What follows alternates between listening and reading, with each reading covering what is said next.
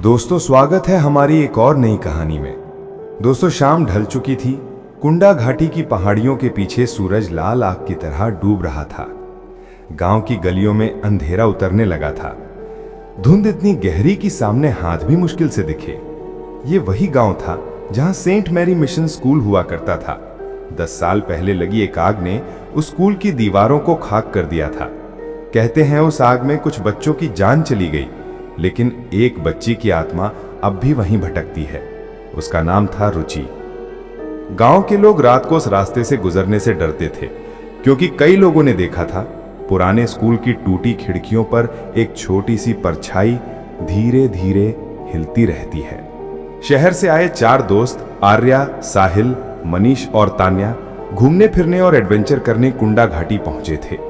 रात के खाने के बाद सब आग के पास बैठे डरावनी बातें करने लगे। मनीष बोला, सुनो, गांव वाले कहते हैं उस स्कूल में रात को बच्चों की हंसी सुनाई देती है। साहिल हंस पड़ा। भूत वूत कुछ नहीं होता, चलो आज रात वहीं चलते हैं, देखेंगे कौन सी परछाई आती है।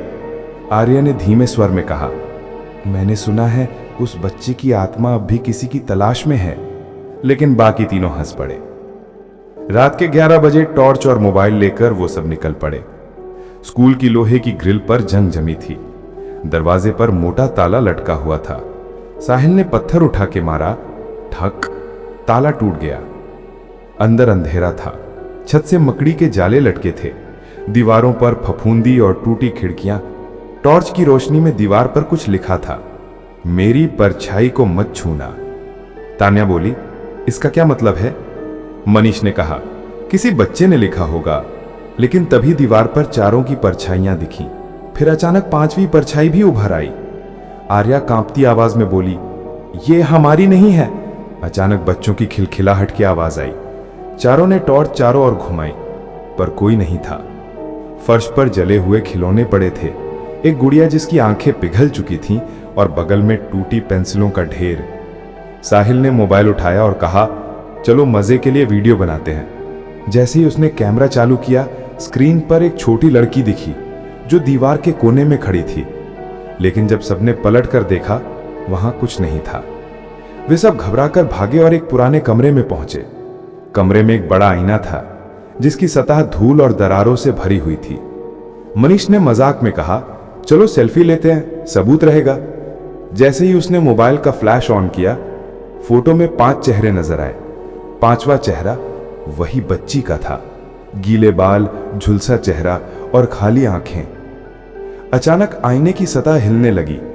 परछाइयां खुद चलने लगी, जैसे कोई अंदर से बाहर आना चाहता हो। और फिर आईने से एक आवाज आई, मुझे मेरी परछाई लौटा दो। सुबह चारों गांव लौटे। चेहरों पर डर साफ झलक रहा था। उन्होंने गांव के बूढ़े पंडित हरिनारायण से सब बताया। पंडित ने आंखें बंद की और धीमे सुर में कहा, वो बच्ची रुचि थी, 5वीं क्लास की छात्रा। उस दिन स्कूल में केमिकल लैब में आग लग गई थी। सब बच्चे भाग निकले, लेकिन रुचि नीचे बेसमेंट में बंद रह गई। उसका शरीर तो जल गया, पर उसकी परछाई दीवारों में कैद हो गई। जो भी रात को उस स्कूल में जाता है, उसकी परछाई धीरे धीरे रुचि की परछाई में बदल जाती है। रात को साहिल के कमरे में कुछ अजीब हुआ। वो बाथरूम गया तो देखा उसकी परछाई दीवार पर देर से हिल रही थी। वो खड़ा हुआ, परछाई भी खड़ी हुई। लेकिन जब उसने हाथ उठाया, परछाई ने उल्टा हाथ उठाया। साहिल की चीख निकल गई। अगली सुबह जब सब उसके कमरे में गए, वो बेसुध पड़ा था और दीवार पर सिर्फ एक काली आकृति चिपकी थी। आर्या डर गई। उसे महसूस हुआ कि कुछ उसके पीछे चल रहा है। जब वो आईने में देखती तो पीछे वही बच्ची की परछाई दिखती जो मुस्कुरा रही होती। आर्या ने पुराने स्कूल की फाइलें खंगाली। एक नोट मिला, रुचि को बेसमेंट में बंद कर दो, वो बच्चों से झगड़ती है। उसे पढ़कर आर्या से हर गई। मतलब रुचि को जानबूझकर बंद किया गया था।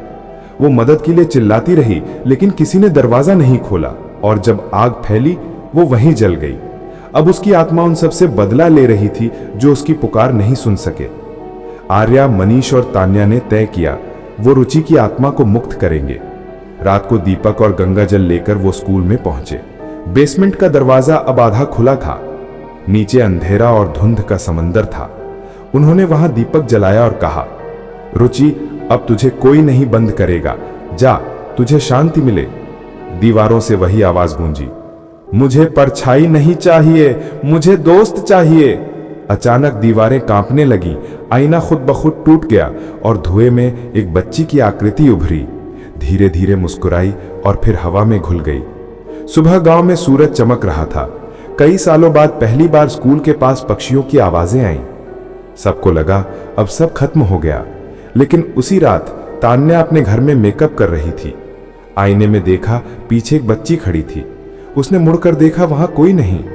फिर वापस आईने की तरफ देखा, बच्ची मुस्कुरा रही थी और फुसफुसाई, अब हम दोस्त हैं ना। तान्या के होंठों पर मुस्कान जम गई और उसकी आंखें बिल्कुल वैसी हो गईं जैसी रुचि की थीं।